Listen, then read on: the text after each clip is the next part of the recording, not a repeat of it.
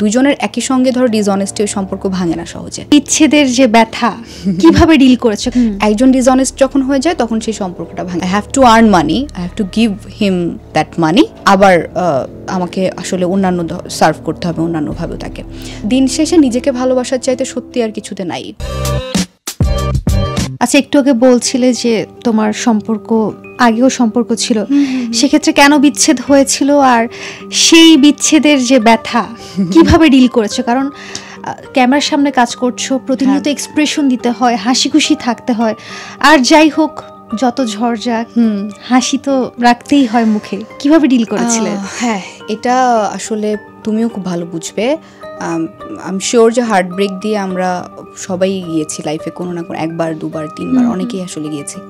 কেন বিচ্ছেদ, আসলে কেন বিচ্ছেদ হয়? যখন সম্পর্কের মধ্যে বন্ধুত্বটা হারিয়ে যায়, কোনো একজনের ডিসঅনেস্টি চলে আসে, কোনো একটা মানুষের, দুইজনের একই সঙ্গে ধরো ডিসঅনেস্টি ওই সম্পর্ক ভাঙে না সহজে।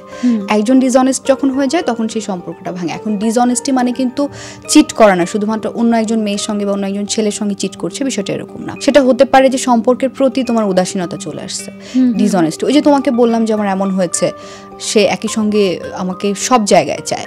I have to earn money, I have to give him that money. আবার আমাকে আসলে অন্যান্য সার্ভ করতে হবে অন্যান্যভাবেও তাকে। সো এই ধরনের অনেক কিছুই ফেস করেছি। যখন দেখলাম যে আমার পক্ষে সম্ভব না, আমি কনসিস্টেন্সিতে বিশ্বাসী, তো আমি নিজে লাস্ট অব্দি ট্রাই করি অনেস্টলি। প্রত্যেকটা সম্পর্ক, আমি ভেরি গিভিং পারসন, আমি নিজের জায়গা থেকে খুব লয়াল একটা মানুষ, সম্পর্কের প্রতি খুব ডেডিকেটেড একটা মানুষ।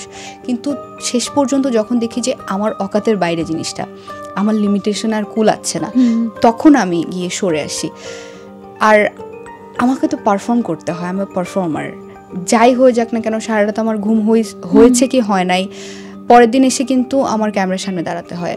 আমার ওই ফ্লেক্সিবিলিটিটা নাই, ওই লাক্সারিটা নাই যে আমি 1 মাস কাজ করব না। হ্যাঁ, করতে পারি, এখন হয়তো 10 দিন 7 দিন কাজ করলাম না, বাট চাইলে আমি শুটিং ক্যান্সেল করতে পারি না। আমি ডেটটা দিয়ে রাখছি আরও 10 দিন আগে।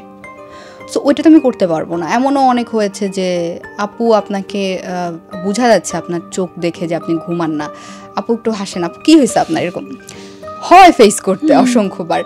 ওইটাকে কাটিয়ে উঠতে হয়, আমার পারফরমেন্সে প্রভাব ফেলে। কিন্তু সত্যি কথা বলতে গেলে এটা হওয়া উচিত না, ঠিক হয়ে যাওয়া উচিত সবার।